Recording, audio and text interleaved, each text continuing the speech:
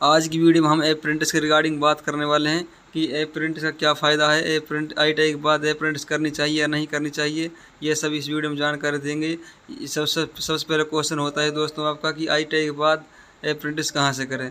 दूसरा जो आपका इम्पोर्टेंट क्वेश्चन होता है वो होता है कितने दिन या साल की होती है, इसका क्या फ़ायदा है, सरकारी नौकरी में उसका फ़ायदा होता है या नहीं होता है।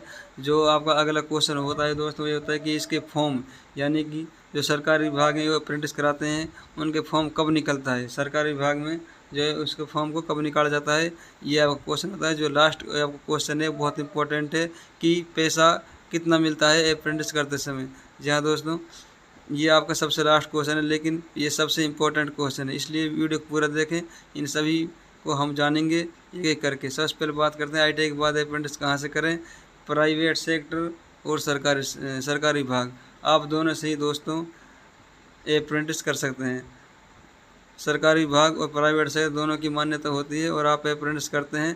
अप्रेंटिस करते समय आपको एक सरकारी विभाग में या प्राइवेट सेक्टर में काम करने का मौका मिलता है। और अप्रेंटिस दोस्तों यदि आपने ITI की हुई है तो आपको अप्रेंटिस ज़रूर करनी चाहिए। पहली बात तो ये आपको क्लियर कर दूं कि अप्रेंटिस ज़रूरी है। दूसरा क्वेश्चन आपका है कितने दिन या साल की होती है। ये बेसिकली दोस्तों 1 साल की होती है। जो अप्रेंटिस होती है वो 1 साल की होती है, यानी कि 1 ईयर की। 1 साल बाद आपको ये लोग सर्टिफिकेट देते हैं एक अप्रेंटिस का। तीसरा जो आपका है इसका क्या फ़ायदा है, सरकारी नौकरी में उसका फ़ायदा होता है या नहीं होता है। इससे आपको एक फ़ायदा ये होता है कि इससे आपको एक सर्टिफिकेट मिल जाता है कि आपने उस विभाग या प्राइवेट सेक्टर में आपने 1 साल अप्रेंटिस की है। इसके साथ साथ ही आपको एक सरकारी विभाग में यदि आप अप्रेंटिस करते हैं तो आपको एक मौका मिलता है सरकारी विभाग में काम करने का, बिना सरकारी लगे हुए आपके 1 साल काम करने का, काम सीखने का, बड़े बड़े सरकारी अधिकारियों के साथ आपको काम सीखने का एक मौका मिलता है दोस्तों। उसमें आप सीख जाते हैं कि आपको किस प्रकार ड्यूटी करनी होती है सरकारी विभाग में या प्राइवेट सेक्टर में। और यदि हाँ आपका काम अच्छा लगता है, सरकारी विभाग वालों की उनको ज़रूरत होती है तो वे सैंक्शन पोस्ट पर आपको रख भी सकते हैं दोस्तों।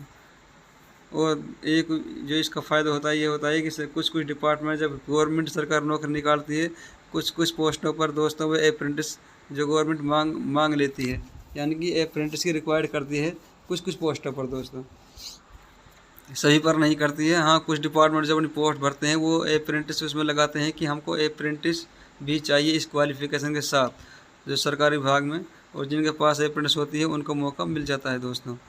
इसलिए जो आपकी अप्रेंटिस है इसके बहुत फ़ायदे हैं। अप्रेंटिस ITI करने के बाद आपको अप्रेंटिस करनी ही चाहिए। ऐसा नहीं है, सरकारी नौकरी में भी अप्रेंटिस दोस्तों मांग ली जाती है। और अधिकतर केसों में अधिकतर जो पोस्ट निकलती हैं गवर्नमेंट की उनमें अप्रेंटिस को बाकायदा अलग से लिया जाता है कि इसमें आप हमें। और यदि आप प्राइवेट सेक्टर में जॉब करने के लिए जाते हैं तो दोस्तों जिसके पास अप्रेंटिस सर्टिफिकेट होता है उसको ज़्यादा वेटेज दिया जाता है। जो अगला आप क्वेश्चन है वो है कि फॉर्म कब निकलता है सरकारी विभाग में। तो दोस्तों सरकारी विभाग में फॉर्म ज़्यादातर जो निकलता है वो निकलता है आपका मार्च से लेकर, यानी तीसरे महीने से लेकर 5 महीने तक, यानी मार्च और मई के बीच में अधिकतर फॉर्म दोस्तों सरकारी विभाग में अप्रेंटिस के लिए निकाले जाते हैं। और यदि आपने ITI कंप्लीट कर ली है तो आप मार्च, अप्रैल और मई इन 3 महीनों में ज़्यादा ध्यान रखें कि कौन डिपार्टमेंट में फॉर्म निकला है कौन से में नहीं निकला है। और CSC में जाकर भी आप CSC वाले से पूछ सकते हैं। तीसरा दोस्तों ये है कि प्राइवेट सेक्टर में यदि आप जॉब करना चाहते हैं अप्रेंटिस प्राइवेट से, तो आप प्राइवेट में जाकर वहाँ कंपनी में जाकर खुद पता कर सकते हैं कि यहाँ पे अप्रेंटिस कराई जाती है या नहीं कराई जाती है। प्राइवेट में तो कंपनी में आप खुद जाकर वहाँ पता कर सकते हैं। लास्ट जो आप क्वेश्चन है वो है कि पैसा कितना मिलता है अप्रेंटिस करते समय। तो दोस्तों जो अप्रेंटिस करते समय आपको पैसा मिलता है, जो सैलरी मिलती है उसको स्टाइपेंड बोला जाता है। स्टाइपेंड जो आपको दिया जाता है सरकारी विभाग में बताऊं मैं आपको, तो सरकारी विभाग में 8,000 रुपये से लेकर 9,000 के बीच में आपको जो है स्टाइपेंड दिया जाता है। 8,000 से लेकर 9,000 के बीच में, यानी कि आपको 8200, 8500, 8700 रुपये दिए जाते हैं पर मंथ के, जो स्टाइपेंड के तौर पर दिए जाते हैं। जो सरकारी विभाग में प्राइवेट सेक्टर में दोस्तों अलग अलग हो सकते हैं, क्योंकि मुझे प्राइवेट सेक्टर का भी अंदाज़ा नहीं है कि वहाँ पे कितना स्टाइपेंड दिया जाता है। लेकिन सरकारी डिपार्टमेंट दोस्तों 8,000 से लेकर 9,000 बीच में आपको स्टाइपेंड